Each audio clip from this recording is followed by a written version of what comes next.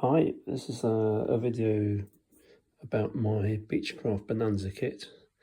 This is available from Vintage Model Company, and it's a remake of the old Keelcraft Beechcraft Bonanza with a very trendy V-tail. It's gone together quite well. There are a few minor points that I had to sort out for myself, namely on wing roots of the wing ribs. But other than that, it's pretty good. It's come out all right. So what I've originally intended to do was build it as per plan and fly it rubber powered. And then I thought, what a shame. Oh, you'll have to excuse you'll have to excuse the sign in the background. And anyway, so let me go through a few things that I've done. So principally on the fuselage, I've had to convert the V-tail excuse me, to include elevators, which I have hinged so that you get the hinge line per se. Excuse the it's covered in doculam at the moment. For some reason the doculam hasn't taken terribly well to these small bits on the elevator. This one's not too bad this side. So what I did was, let me turn this over, show you what I've done. So zooming in, there is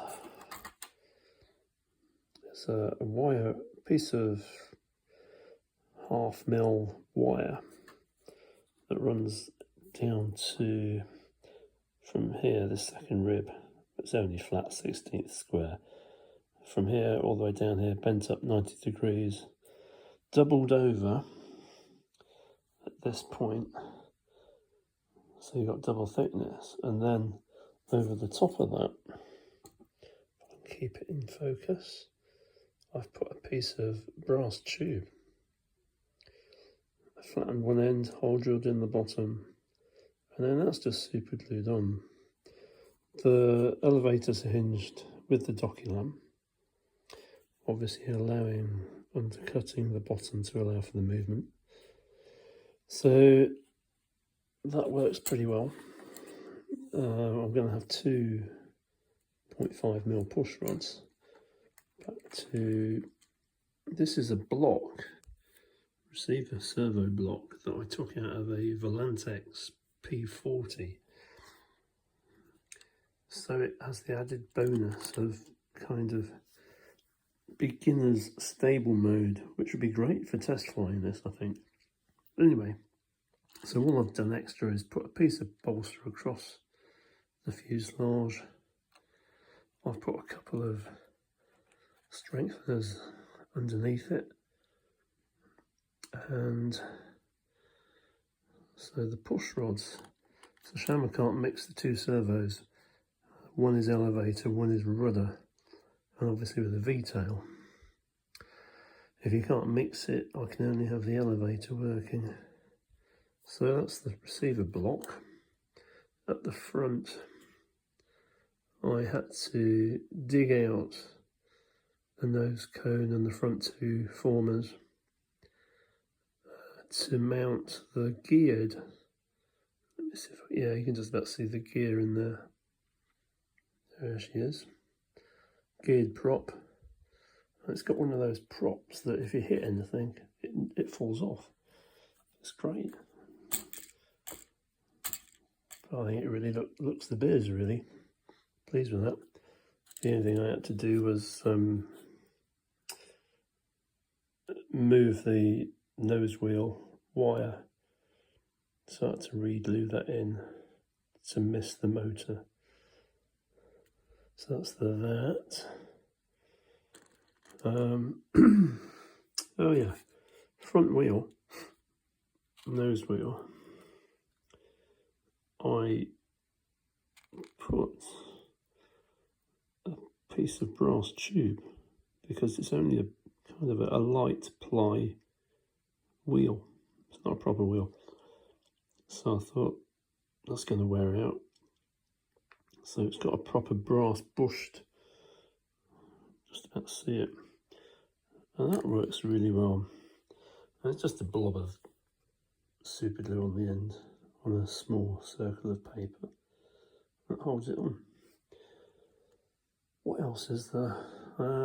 I've kind of black felt tipped around the cockpit area. Still not quite sure how I'm going to finish that yet. Let's go over to the wings. I've been working on the wings today. So obviously with no rudder, being a V-tail. I mean, I could have mixed rudder and elevator if I'd used a different radio system, but I can't do it now. So we've had ailerons. We've got to put ailerons on. So what I've done, let me move that over here. As you can see, I've had to put in a 1/8 16th by 16th sub-spar extra fillet, and I've cut out a solid aileron which will be top hinged, and then I'll put a bell crank plate, and again this is 1/2 mil wire which runs down, comes out the root rib, which will go into the fuselage, and I'm just waiting for a linear servo to arrive, and that will feed, that will supply movement to both ailerons. So let me just show you the bell crank. There you go. That's hopefully give me less movement on the aileron with a small bit of differential in the amount of movement there. Should be fine.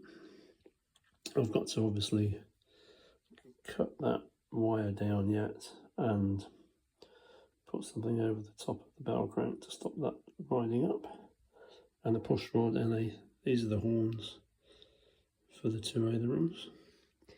So that's the 2 wings, and I must say, for a Beechcraft kit, those wings fit so snugly onto the fuselage. Let me show you. Let me just see if I can. I've made a hole in the wing. I'll just feed the wire through for the moment.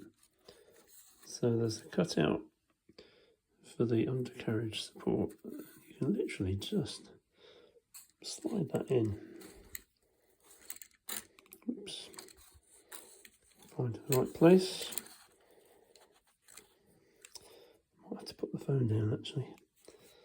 Let me see if I can do it without putting the phone down. Oh yeah. There you go. She's in. And that fits really snugly. So once that's glued in, there we go. Obviously they'll get covered first before I glue those in. So it actually looks, let me move it around here a bit. Excuse the cup of coffee. It's that time of night. She's looking real good actually.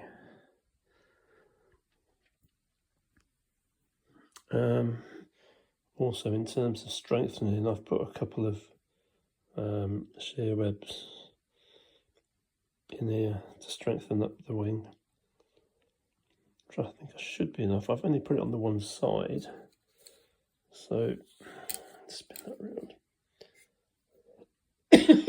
Excuse me.